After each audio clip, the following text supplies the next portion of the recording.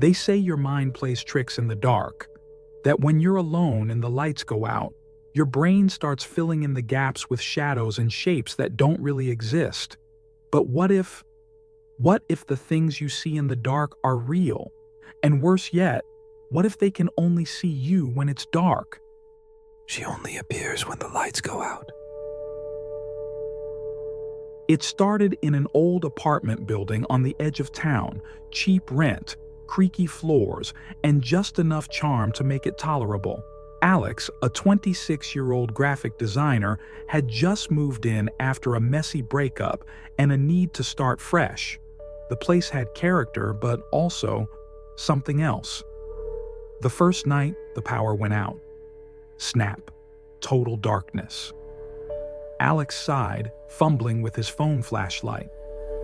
Great. First night, and already the universe is trying to kill the vibe.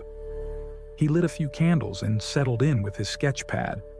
That's when he noticed something in the hallway mirror, a flash of movement behind him. He turned. Nothing.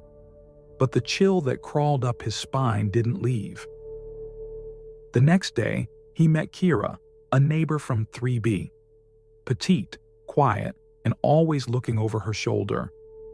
"You just moved in?" she asked, eyes narrowing. "Yeah, yesterday. You okay?" Kira hesitated. "Just keep the lights on, always, even if they flicker, especially when they flicker." Alex raised an eyebrow. "Why?"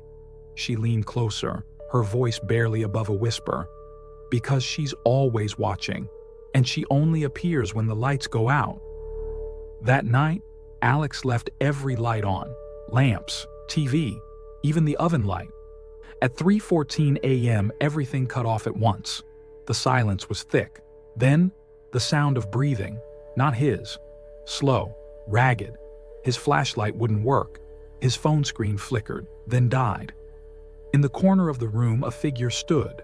Pale face, long black hair, eyes that glowed faintly white.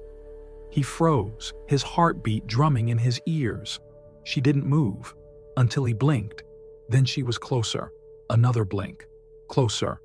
He ran. Kira let him crash at her place. She handed him tea, visibly shaking. Her name was Eliza, lived in 3C. She was obsessed with the dark, kept all her curtains closed, covered lights with black cloth, said the light burned her skin. What happened to her? Died during a blackout. They found her, torn apart. Only light in the room was from a broken bulb swinging from the ceiling. No sign of a break-in. Alex shuddered. And now she... Kira nodded. Now she lives in the dark. And if you see her, run. Never look back. Never let the lights go out. Alex started keeping flashlights in every room. Extra batteries, emergency candles. But the lights flickered more and more. And when they did, he'd see her, just for a second. Behind curtains, in mirrors, on the ceiling. And she was always smiling. One night, the building's generator failed. Total blackout.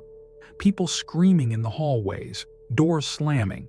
Alex ran for the stairwell, but every floor he passed, she was there, waiting. Closer, hungrier.